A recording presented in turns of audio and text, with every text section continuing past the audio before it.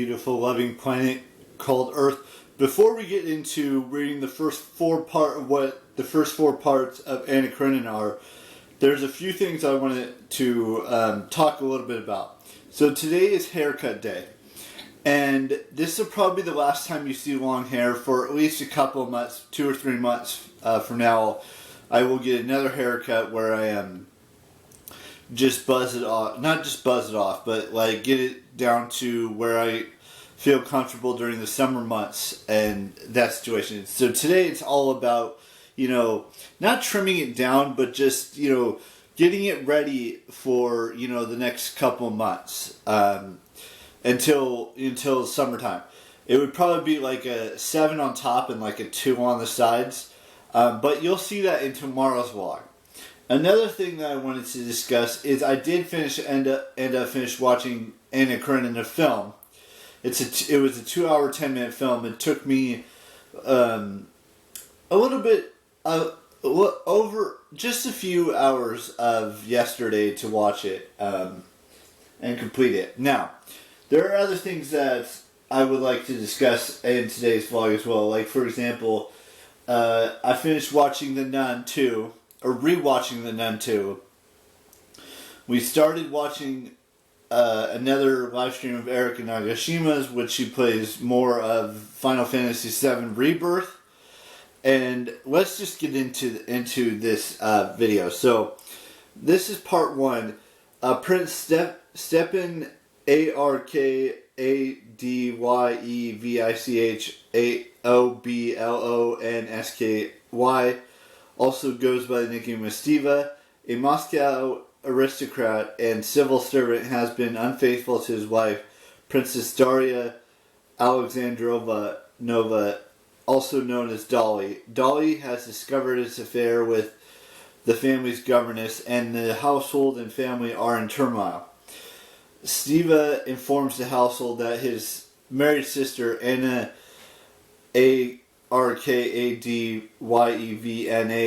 Karenina, is coming to visit him from St. Petersburg in a bid to calm the situation.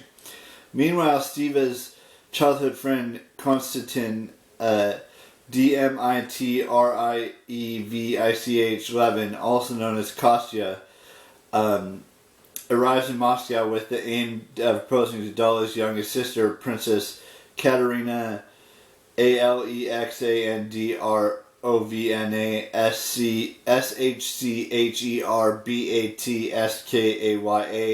also known as Kitty. Kostya is a passionate, restless, but shy aristocratic landowner who, unlike his Moscow friends, chooses to live in the country on his large estate. He discovers that Kitty is also being pursued by Count Alexei Kirillovich Vronsky, an army cavalry officer. Whilst the railway station to meet his sister Anna, Stiva bumps into Vronsky, who is there to meet his mother, the Countess Vronskaya, and Anna.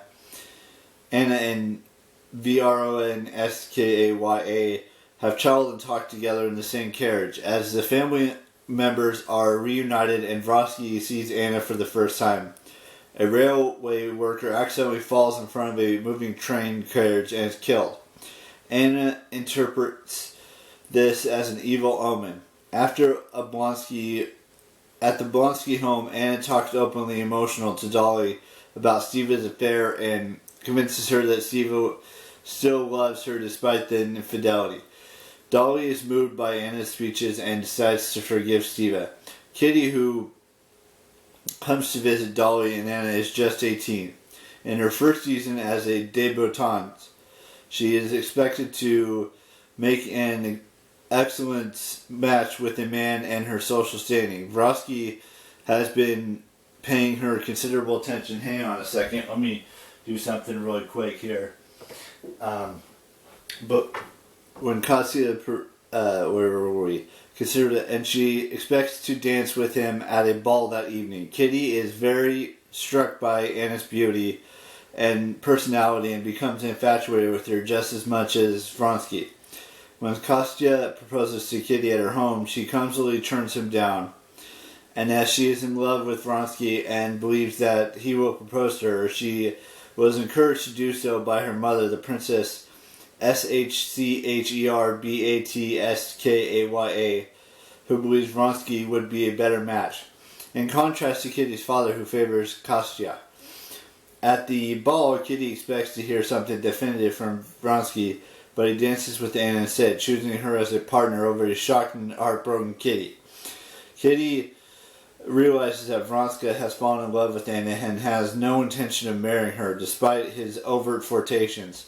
Vronsky has regarded his intentions with Kitty merely as a source of amusement and amuses that Kitty has acted for the same reasons. Anna, shaken by her emotional and physical support response to Vronsky, returns at once to St. Petersburg.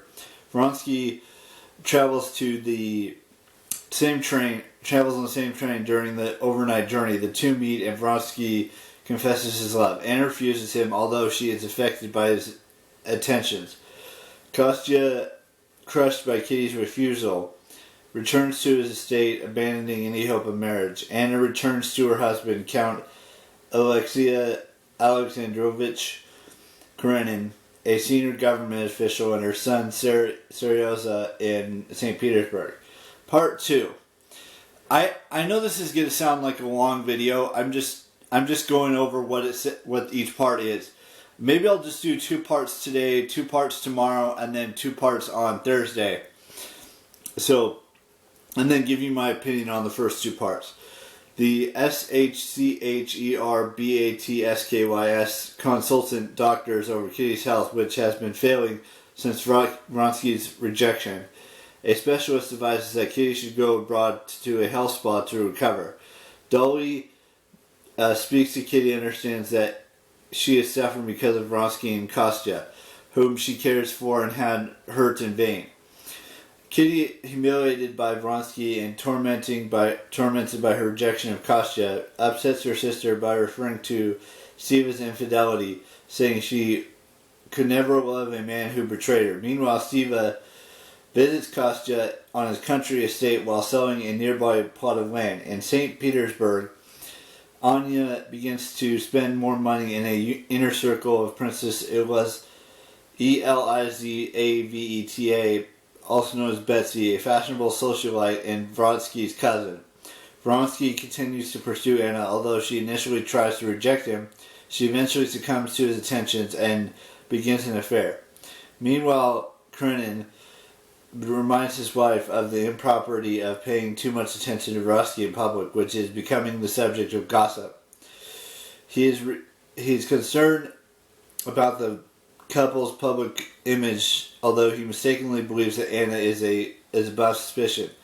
Vronsky, a keen horseman, takes part in a steeplechase event during which he rides his mare Frou-Frou too hard, his irresponsibility causing him to fall and break the horse's back. Anna is unable to hide her distress during the accident. Before this, Anna had told Vronsky that she is pregnant with his child.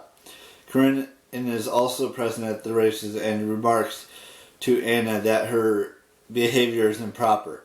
Anna, in a state of extreme distress and emotion, confesses her affair to her husband. Karenin asks her to break it off to avoid further gossip, believing that their marriage will be preserved.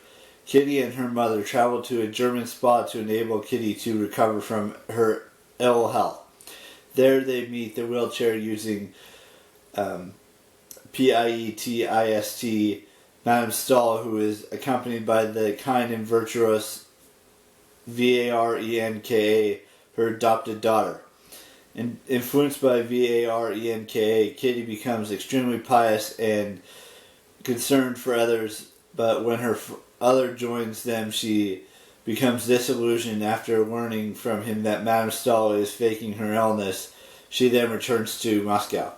In the first 2 parts, it's very good. It's basically the telling of the beginning of an affair and another affair and all kinds of, love is going on between Vronsky and Anna and, and all of these other love situations that are going on the side. It's just so much to take in. I know there's a lot of information, but everything that happened in the first two parts is